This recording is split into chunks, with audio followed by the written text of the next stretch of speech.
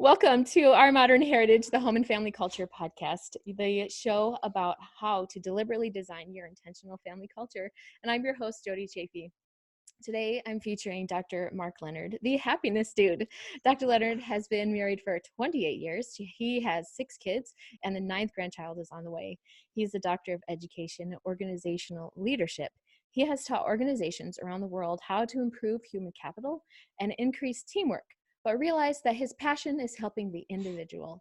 Dr. Leonard is a certified high-performance coach and helps people through group coaching and individual coaching achieve more in their lives.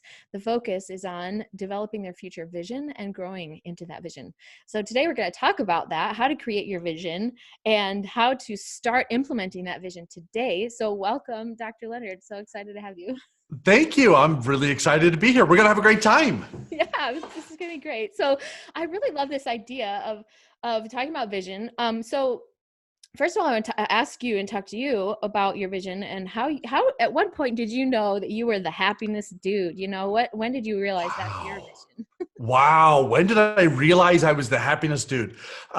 So I've always been known as someone that's just happy and cheerful. And I get in groups and people say, there's just something different about you. And once I got used to that, well, was that uncomfortable? Why are they saying I'm different?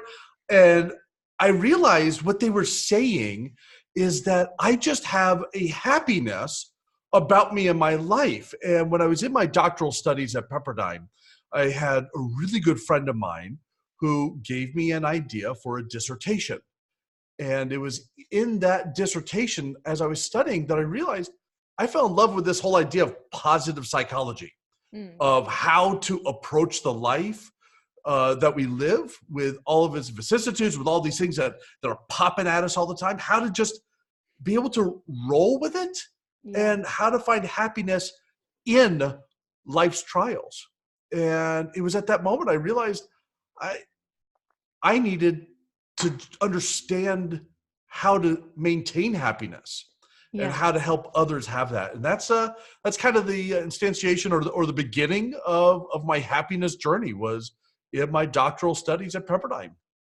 Wow. So that's awesome because, I just feel like it's almost ingrained in so many of us that as soon as there's a struggle, as soon as there's a trial, oh, life stinks, oh, my life is so hard. Or, we tend to look at things and the trials and the struggle as like we're being punished or something like that. And, there's such a stigma around failure and struggle that it's very negative. It's very negatively looked at.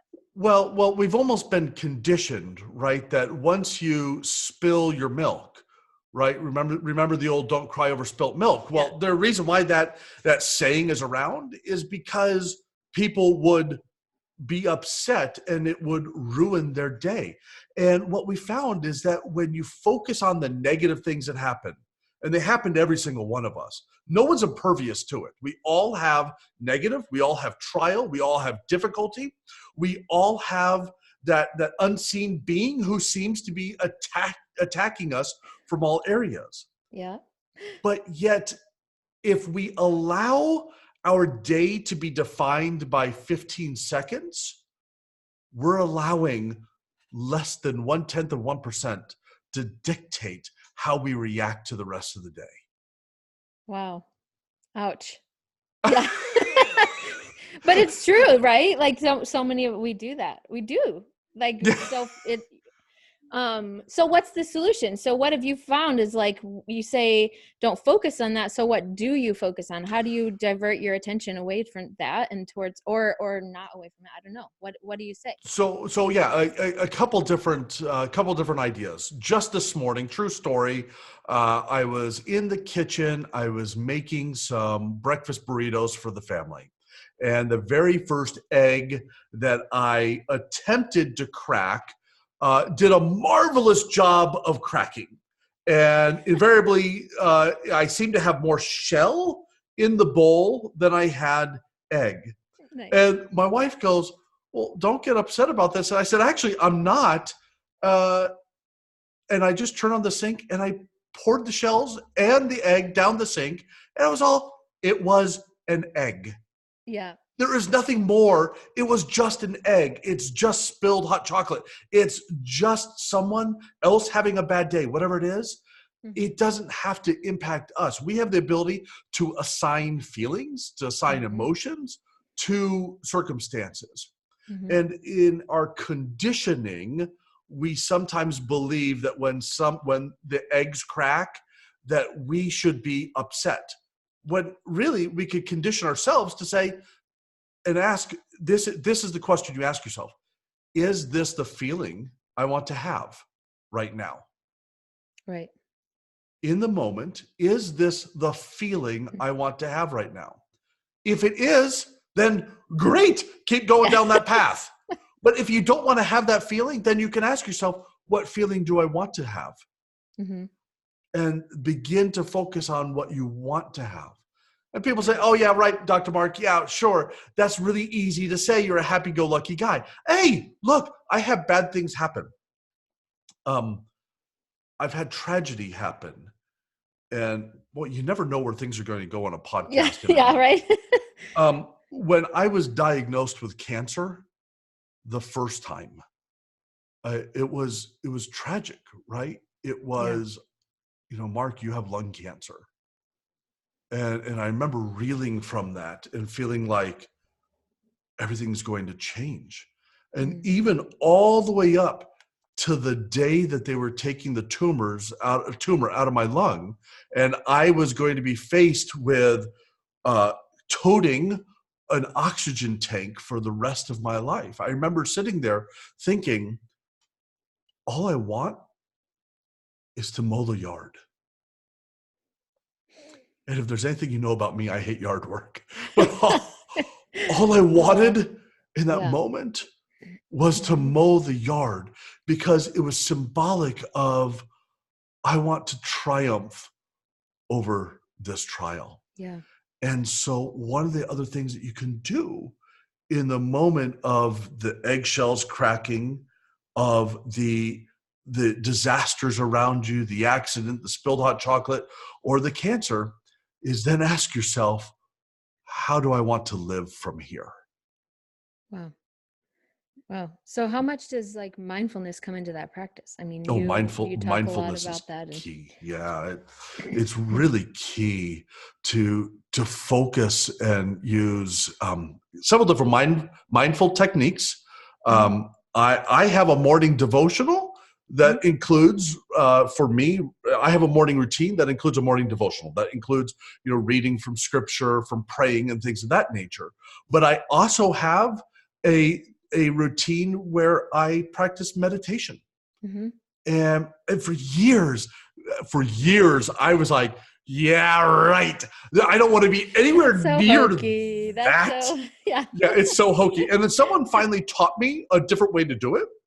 And I was all, oh, that works. I like it. And it was really simple. It was just a 2-minute breathing technique that allowed me to breathe in through my nose, out through the mouth, and just begin to give my body permission to release the tension. Yeah. And after 2 minutes of doing a short little technique, I was then able to clear my mind. So that was one aspect of mindfulness. Another aspect of mindfulness is I am constantly engaging my mind with who and what I want to become. Yeah. I don't look at a New Year's resolution as this great epiphany that December 31st happens and all of a sudden I'm all, hey, I know what I want to do with my life. Right? No, I'm constantly engaging my mind with where do I want to go and who do I want to be? Because I'm more impressed in my life with who people want to be as opposed to what they accumulate. Wow, interesting. So it's not about your past, it's about your future.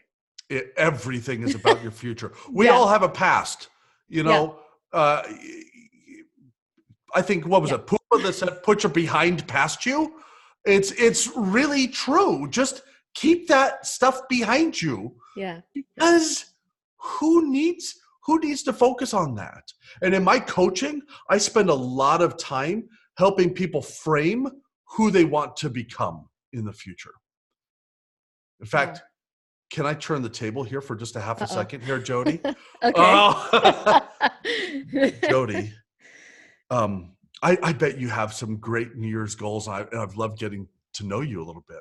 Okay. Yeah. But if I was to ask you 2 years from now, when everything is figured out, when you know where you're living, what your vision is, how you're parenting, how you are communicating with your parents, with your husband's parents, how everything is working in the community, your health, all of that. When everything is worked out, how would you describe to me what that looks like?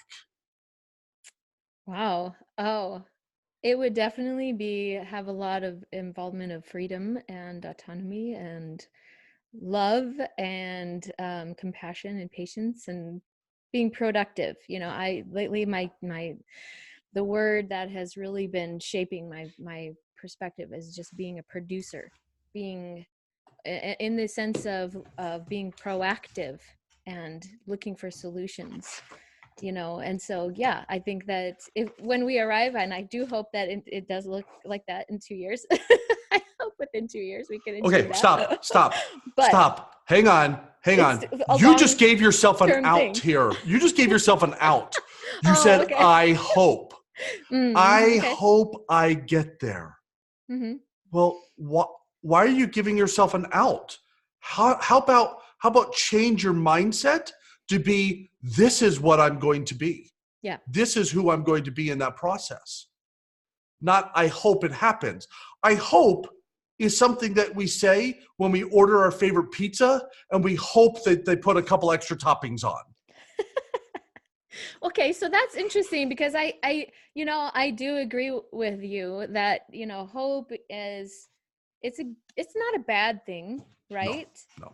But it's like, I think you're right though, that sometimes we put this belief around hope that you're right, it kind of takes off the responsibility, it takes away responsibility away from us. Yeah, is that kind of what you're saying?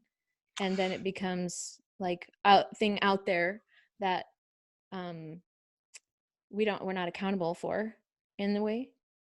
Well, So what do you think? Yeah, a, sorry. a little bit of hope has to do, from the psychological construct of it, or the psychological meaning of hope, has to do with our ability to see multiple paths to get to the same end game. Think Okay. of it as a roadmap, right? Mm-hmm. One of the things that we love to do as a family, okay, let me rephrase. One of the things that my wife and I love to do as a family, and the teenagers have grown to appreciate, Okay. is we will take a 4 to 5 week road trip. We've done that for a couple of summers. And there are days that we know we're starting where we live and we know we want to end up in Gatlinburg, Tennessee. Well, there are lots of ways to get there. And if the road is closed, or if there's traffic, or if we want to see something else, hope allows us to see the different pathways to get there. I can go Mm. over, under, through, around, right? I, Yeah. hope is really that ability to see another path. And if we can see another path, suddenly when the road closure, the symbolic road closure of life happens, we look at our internal GPS and we go, hey, what if we took this path? Let's go see what's over here. Yeah. We're still going to get there, but let's go experience it along the way. And suddenly when we begin to think in that mannerism, Mm-hmm. it takes stress down. Yeah. It improves our creativity, Yeah. right? Well, you become proactive. You become that producer. You're looking for those options.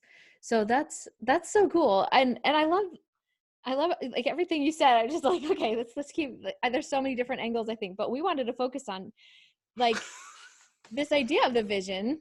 I Yeah. mean, I love that, when things happen, we want to try and, change the narrative away from this frustration, this, I need to react out of anger, I need to react out of Mhm. just life's over, life's frustrating, or that somebody's I'm under attack because the universe hates me or something, that what you're saying basically is that when things like that happen, our vision is what keeps us going towards that destination, even though these things are happening, because it's giving us this idea like, okay, even though there's a roadblock, you ask yourself, okay, what's another direction? What's another angle? What's another way to get to this vision that I'm holding in my mind of what my, the ultimate destination is, or what I'm holding for myself is what is maybe success or health or whatever it is.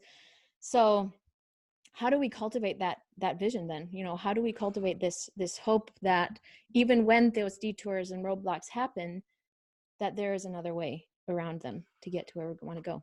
Yeah, great question. One of the ways that we do that is we focus upon our best self. And so I was asking, in 2 years, when you have everything figured out and you're living your best life, you gave me a list of about 9-10 words that really described it. But if I was then to turn around and ask you, if you were to use a word that describes the very best of who Jodi is, the very best of who she wants to be in the future, what word would you pick? Authentic. Ooh, authentic. Why is that word so important to you? Because it implies freedom, and it implies confidence in who I am and what I'm contributing, who I'm, I think, and that I'm, in a lot of ways, I'm uninhibited because I'm not afraid of how people judge me, or how,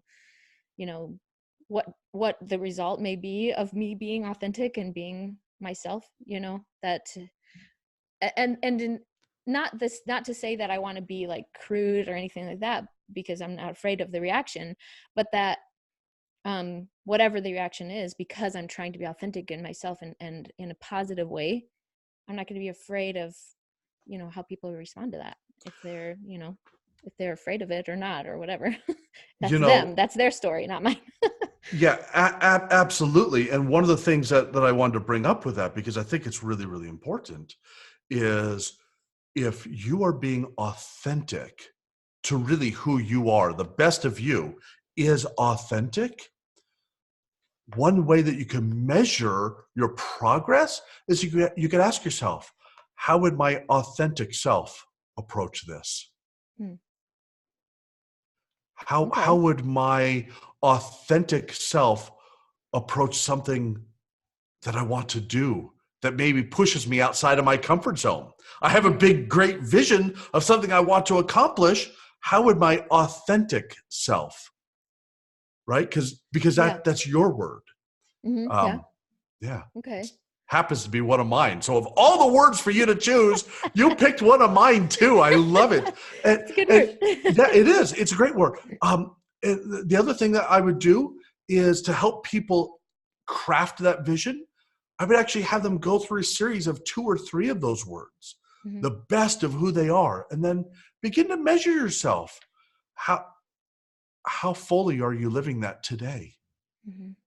What could you do to live that even more fully tomorrow? Yeah. If you're being really authentic today, what would be increasing that by 1% look like? Just 1%. Yeah. The 1% is attainable, if just one, the first action that, or the first choice you have to make is, okay, I can be authentic in this small moment of, talking to my children or my spouse or whatever. Yeah. Right. Yeah. Yeah. And it is that 1%. A 1% difference is barely perceptible change. So it doesn't have to be this huge thing. We're not asking someone to wake up in the morning and say, hey, I know you've never been an astronaut, but we're thinking you should walk on the moon walk on the moon by noon. Yeah. Wait. Yeah. A lot of people set their New Year's resolutions kind of with that mentality. Instead, ask yourself, what is the absolute best of you? And how can you live that more fully today? How could you live that more fully tomorrow? And how will you remind yourself that that is the best of who you are? That helps craft a vision, because now you have a measurement to then ask yourself. Someone wants to have that difficult conversation with a spouse, or they want to go for a raise, or they want to quit their job and start their dream. You now have measurements to say, how would my, insert your best words, approach this? Mm-hmm. And it crafts that vision. Everything that needs to be forward thinking. I'm not forgetting the past. I'm just choosing to build upon it. Yeah. Right. So I want to go a little bit deeper into this idea of the obstacles and maintaining that, because I think that a lot of times, we allow ourselves to get, hijacked by the negativity, or feeling like I don't see any progress, or, things like that, where, or we're holding on to a narrative of who we are from our past. Right. How do we overcome those things and maintain the vision?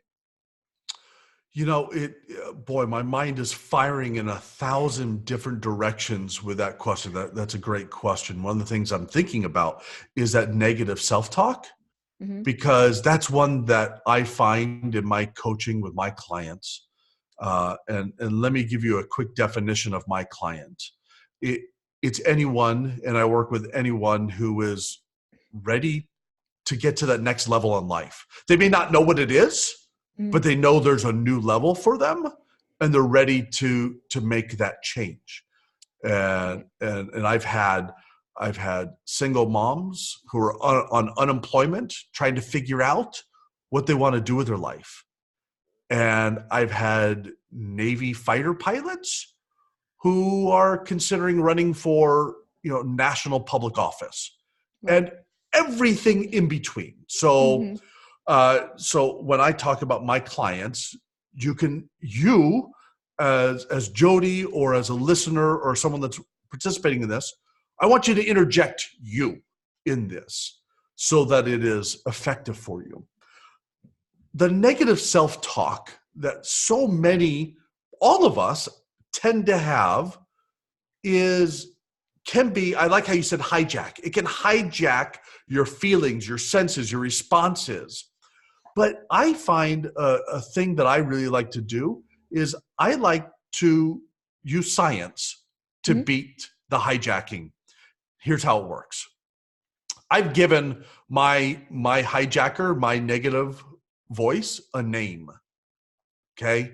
And for simplicity's sake, I'm going to call Frank. Now, if your name is Frank, my caveat is it's not you. Okay. There you go. But I like to name that negative voice Frank, and I can talk to it, and I can say, Frank, that's not what I want to be feeling, thinking, or acting right now. You don't have control over me. This is what I want. So in neuropsychology and neuroscience, what you're doing is you're addressing it. You're not running away from it. Right. You're addressing it and saying, this is what I don't want. This is what I want. And then here's the magical piece. I don't want this. I want this. Now go connect with someone. Go connect with someone, make a phone call, talk with someone face to face, look them in the eyes, because what you're going to do is you're going to have a human connection, which releases chemicals, which will allow you to solidify the positives that you want. Wow. So, okay. Hey, Frank, I don't have time for that negative voice right now. I don't want to feel unworthy. I don't want to feel the negative things. Yeah, sorry. all the things. You're like, I don't know negative feelings. What are you talking about? No. Here's what's ironic. Yeah. The last time I felt negative self-talk was this morning. Mm-hmm. But I've gotten used to calling it out and saying, I don't want that. Yeah. And a little trick I do, and my wife is probably on the other side of the house, so she'll probably hear this, and she'll go, oh, that's what he's doing. A little trick I do is I call it out in my head. Frank, that's not what I want to be feeling. I don't want to feel unworthy. I don't want to feel, pessimistic or yeah. One of the things I talk, negative self-talk with me is I don't want to feel that way about myself. Mm-hmm. What I want to feel is that people like me for who I am, for the happiness and joy that I bring. And then I turned around to my wife, and we have an island in the kitchen. She was on one side and I was on the other. And I just looked her straight in the eyes, and, maybe I'll compliment her. Maybe I'll ask her, what she's doing, but I just make a quick connection. Mm-hmm. And that connection solidifies the positive because she's a voice I trust. I love this so much because I think that a lot of times, they say misery loves company, Mm-hmm. and I think a lot of times we want validation for our negative feelings, right? Sure. Like we seek that validation, or like, even I love Brene Brown, and she's awesome. And she talks about like how, shame cannot exist with empathy. And so you need to go and almost speak your shame. Right. And so it's like you're speaking it, but what you're saying is like, we should just tell that shame, hey, I don't want to feel you right now. And then go and speak empathy for yourself to somebody that you want to connect with. There you go. And that brings out the positive things. Yeah, because what we're trying to do is we're trying to rewire our brain to think in a new pathway, right? We were talking about pathways. We're talking about hope earlier. Yeah. Hope is seeing a new path. Well, we're actually firing a new pathway for when I feel this is what I want. When I feel this is what I want. You do that enough, suddenly the response becomes, when I feel this way, that this is what happens. Right. We're changing the architecture. Yeah. So when you said, and kind of pointing a little joke here, like, oh, well, you don't have that. I still have it. I've just gotten better at practicing it. Right. And so the final piece to this is patience. Mm-hmm. Patience. Well, because it probably takes a lot of, like you said, practice. It's a practice. It takes consistency and time. Yeah. Intentional and patient.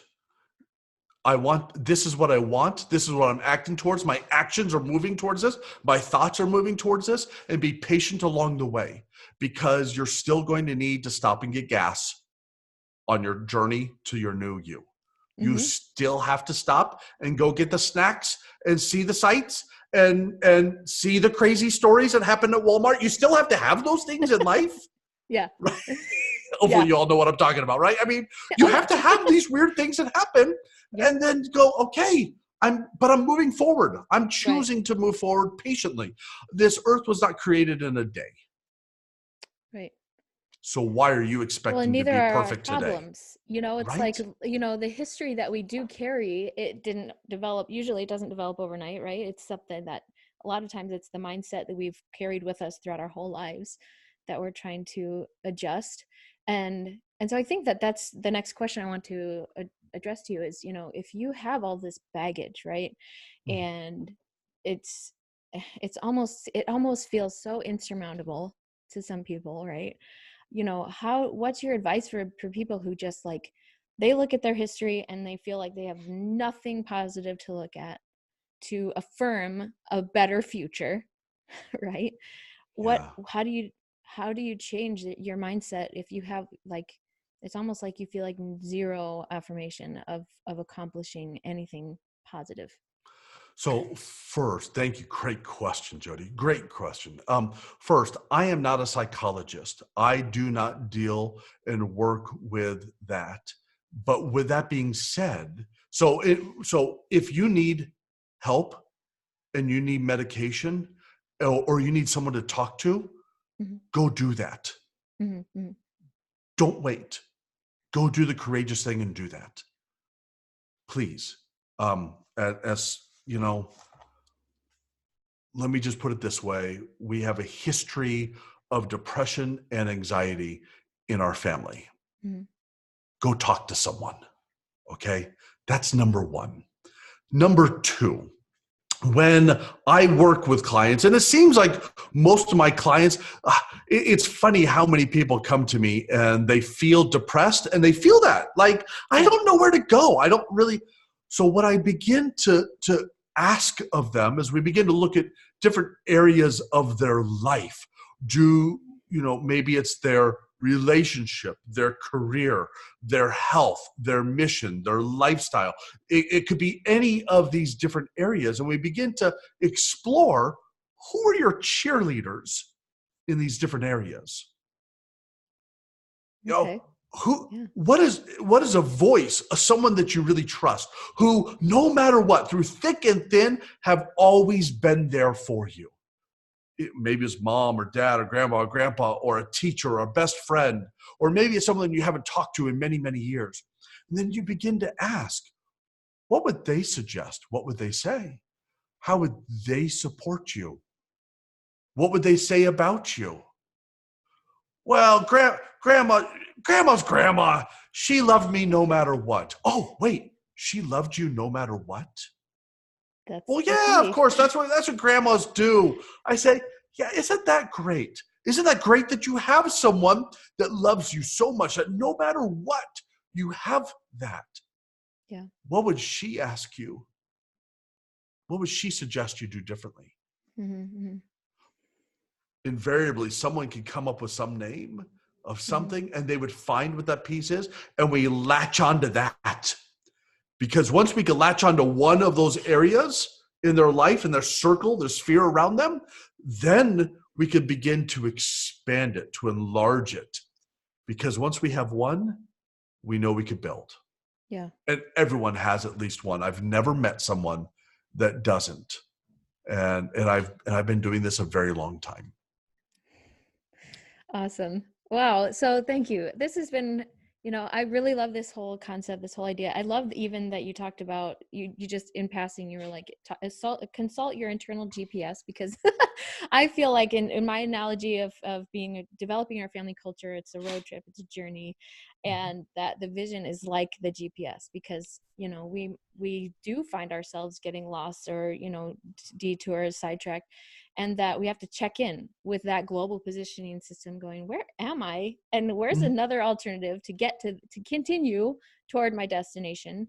And that's so important that we adopt this into our family constructs of how we're, raising our children and interacting with each other and things like that. Because when we're bringing this in to how we interact with each other, we're changing that narrative away from anger when you crack the egg and it spills everywhere, anger at spilling the milk or whatever, and towards, okay, well, what are you going to do about it?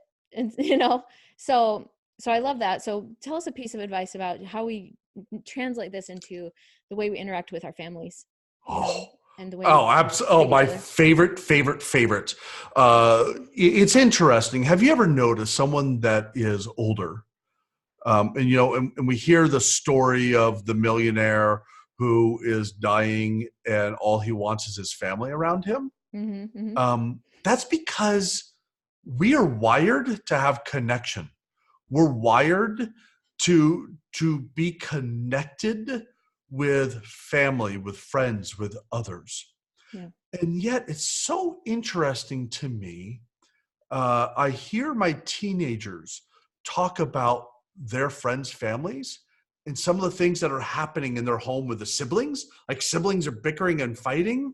And now look, there was 6 kids, and with the ninth grandchild on the way, we've had our fair share of a little bickering. something about bickering. Right?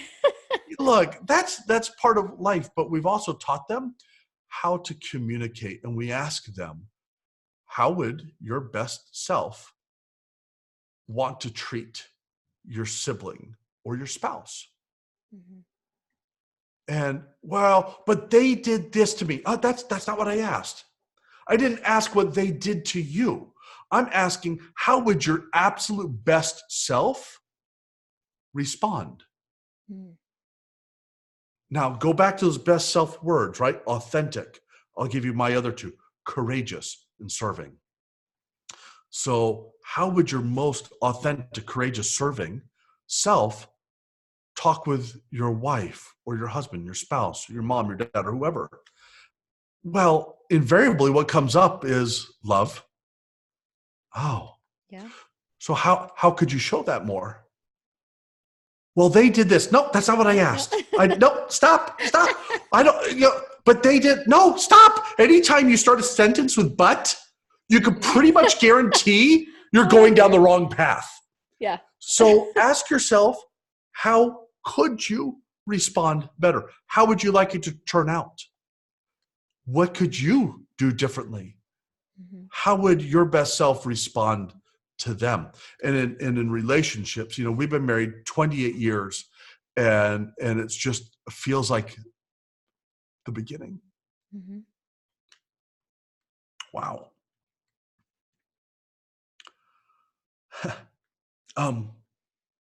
Oof. We're high school sweethearts. We got married 2 weeks out of high school. We had every reason to not make it work. And my wife and I are on a path to restore marriage. We're on a path because we know what it's like to have the cancer scares, to have a child that was sexually abused by a neighbor, to have tragedy strike in our household. And we knew that we have a choice of how we wanted to treat one another with love. Yeah. With absolute love. I could still be upset and love the person. I don't have to lash out. Authenticity, we were not born out of the womb fighting with everyone around us. A baby, my newest granddaughter is just 1 month old. And out of the womb, she attaches to her mother. Mm-hmm. She attaches to family. It is that type of love that we should have for everyone around us. Yeah. Wow. Thank you for sharing that. It's so beautiful that's why I'm doing this, why this is my mission to, there are solutions to these struggles that we face as families. And when I see families struggling, I just want to grab them by the shoulders and be like, it doesn't have to be this way. We want to help. I want to help. There are answers, there are resources, and ways to find, and develop into that best self as individually and collectively as a family. Absolutely. So, thank you so much for sharing your thoughts. And any concluding thoughts you want to share, or last? Looked like you were going to say one more thing, so I didn't want to cut you off. Oh, if you know anything about me, I always have one more thing to say. But I think just the last thing I would want to say is, in this new year, this new decade, take a moment to reflect upon where you were 10 years ago and how much you have overcome, how much you have triumphed, how many things you have been able to do, how much wonderful good you have done for this world. The world needs you. The world needs your beauty, your grace, your touch. And if you don't know where you're going, just start by asking yourself, who am I? Who do I want to be? And how can I just begin to just live just 1% towards that? Just each day. Just how can I change just one little thing about me? Not all of it, just one. Yeah. Take a little step in that direction. It's a marvelous transformation. We are put on this earth to grow, to love, to bless, to lift, to succor, to take care of one another. So ask yourself, who do I want to be in that process? And I don't care what you were this morning, what you were yesterday, or where you have been. It doesn't matter. I'm only interested in what your new story is. Who can you be moving forward? Because the world needs that courage. The world needs your dreams. You were touched by other people's dreams. Go live yours today. That's, if there's one thing I could do, is just go live your dream today. That's what I want to do. If you want to talk to Jodi, if you want to talk to me, let's talk and let's go live that today. Thank you so much. Thank you. Wow. Where can we find you and connect more with the Happiness Dude? Yeah, if you go to Facebook or Instagram or Twitter, you can find me as The Happiness Dude. If you are looking for my website, you can go to thehappinessdude.com or The Happiness Breakthrough, because my training programs and my coaching are all about helping people break through those things that are limiting them so they can achieve their full measure. Nice. I'm passionate about it. Go have your breakthrough. So thehappinessbreakthrough.com or The Happiness Dude everywhere else. Awesome. Oh my goodness. Thank you so much. Thank you. I loved having you and talking with you. Thank you.